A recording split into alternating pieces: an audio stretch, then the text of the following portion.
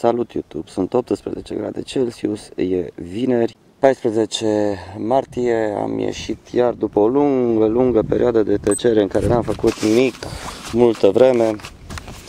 S-ar spune că am ieșit cu o poftă nebună de verde, de natură. Vreau să culeg astăzi puțină sevă de mesteacăn. Am pregătit un băț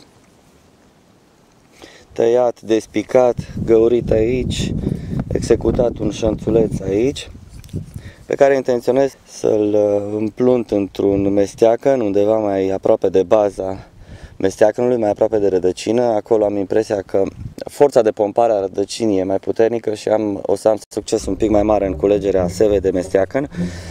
O să culeg până pe la ora 5, intenționez. O să culeg sevă, după care o să închid gaura pe care o fac în mesteacăn. Gaura o voi face cu un burghiu din trăsa de mână. Așa. Opa. Așa. Bățul pe care l-am făcut, șanțuleț, sper să se potrivească ca diametru aici. L-am făcut puțin mai mare și o să-l cioplesc în așa fel încât să se potrivească. Mă apuc de treabă și vă arăt pe măsură ce execut ce se mai întâmplă.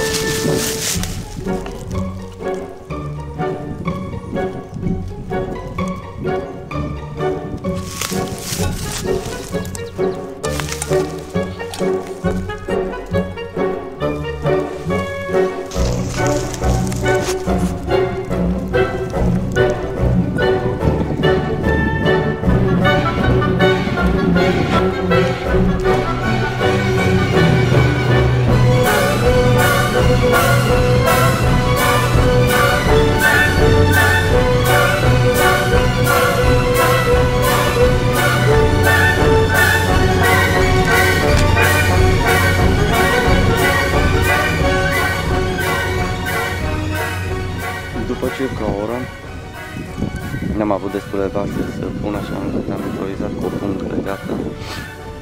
Deci după circa o oră, atât.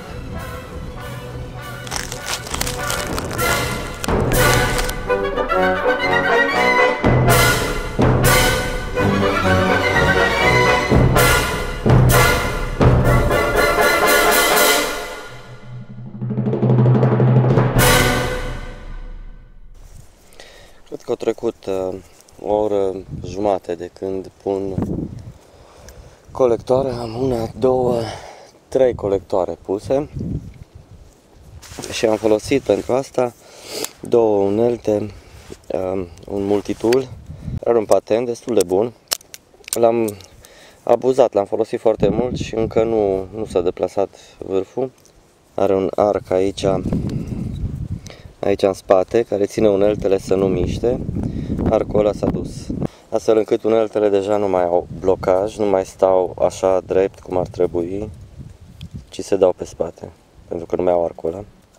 Și am mai folosit un cuțit pe care l-am prezentat și în alt filmuleț, urmează să-l editez. E un cuțit de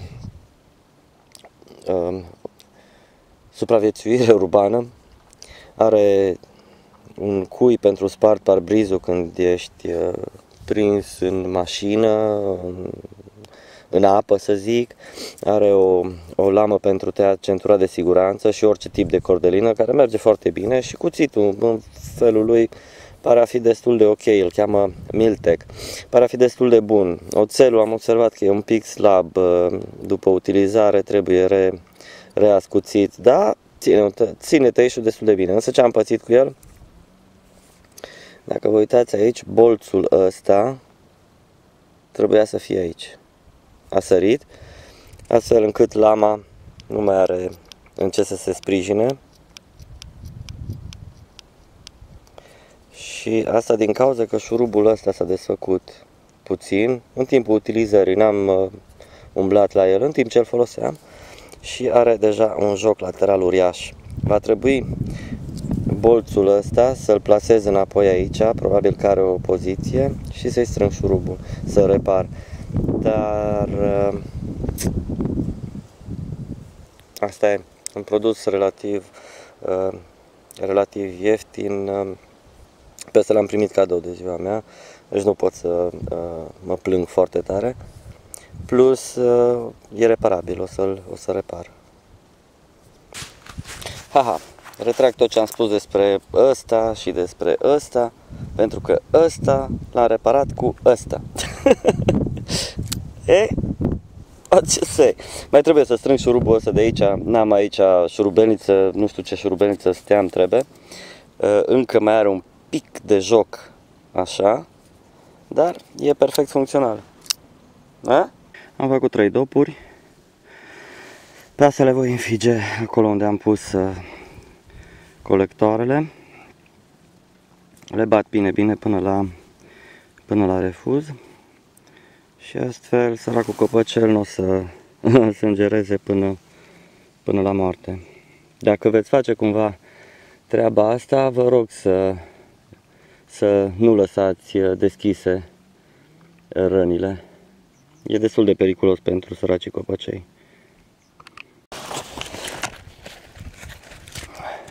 Am oprit scurgerile. Unul gata, mai am 2.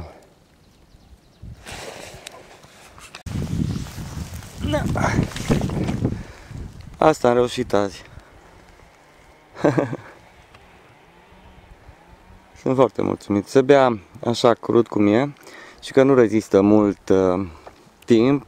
Trebuie consumat în 2-3 zile sau la frigider stă puțin mai mult. Și dacă am înțeles bine, se poate face și vin din ăsta. O să mai culeg primăvara asta și o să mai încerc unele variante. Pe ăsta cred că o să-l bem așa cum e.